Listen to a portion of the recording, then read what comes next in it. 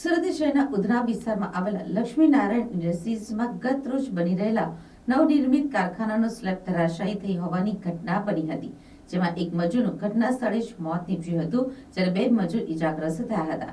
ત્યારે આ ઘટનામાં પોલીસે મનુષ્યવધનો ગુનો નોંધ્યો હતો. આ સમગ્ર મામલે પોલીસે કારખાનાના માલિક અને કોન્ટ્રાક્ટરની ધરપકડ કરી કાયદેસરની કાર્યવાહી હાથ ધરી છે.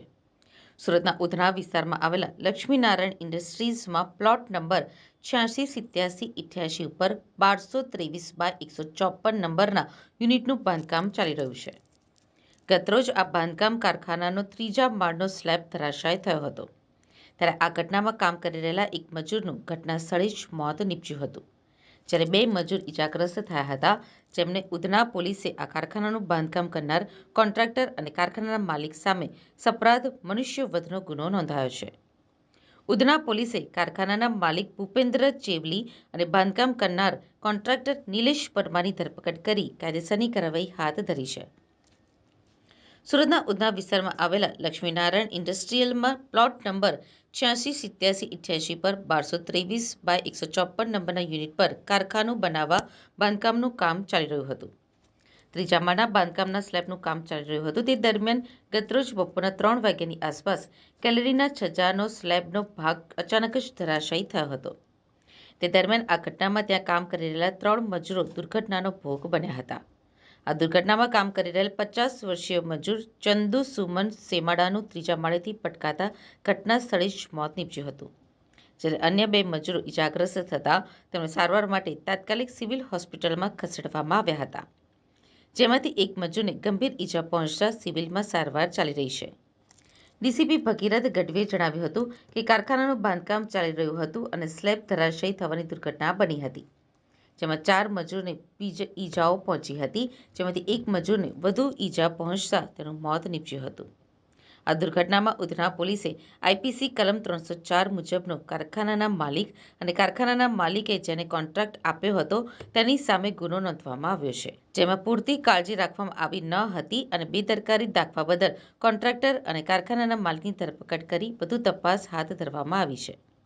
આ ઘટનાની જાણ થતાં જ સુરતના ફાયર વિભાગનો કાફલો ઘટના સ્થળે દોડી ગયો હતો. ફાયર વિભાગની ટીમ દ્વારા ઘટના સ્થળે પહોંચી ઇજાગ્રસ્તોને બચાવી બહાર કાઢ્યા હતા.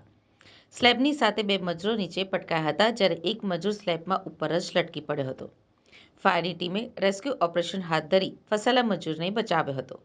નીચે પટકાયેલા 2 મજૂરોને તાત્કાલિક સિવિલ હોસ્પિટલમાં ખસેડવામાં આવ્યા હતા, પરંતુ સારવાર મળે તે પહેલા જ એક મજૂર ચંદુનું મોત નીપજ્યું હતું. સ્લેબ ધરાશાયી થવાની આ સમગ્ર ઘટના ત્યાં લાગેલા સીસીટીવી કેમેરામાં કેદ થઈ ગઈ હતી. આ ફૂટેજમાં જોવા મળ્યું હતું કે એક બાઇક ચાલક રોડ પરથી પસાર થઈ રહ્યો છે અને ત્યાં અચાનક જ ધડામ દઈને નવનિર્મિત કારખાનાનો સ્લેબ રોડ ઉપર જ પડે છે. બાઇક ચાલક સહેજ માટે બચી જાય છે અને સ્લેબ સાથે 2 મજૂરો ઊંધા માથે નીચે પટકાતા જોવા મળ્યા હતા. કન્સ્ટ્રક્શનનું કામ ચાલતું હતું, ત્યાં સ્લેબ પડી જતા 4 મજૂરોને ઇન્જરી થઈ હતી, જેમાંથી એકને ફેટલ ઇન્જરી થતા એ મજૂરનું મૃત્યુ થયું હતું.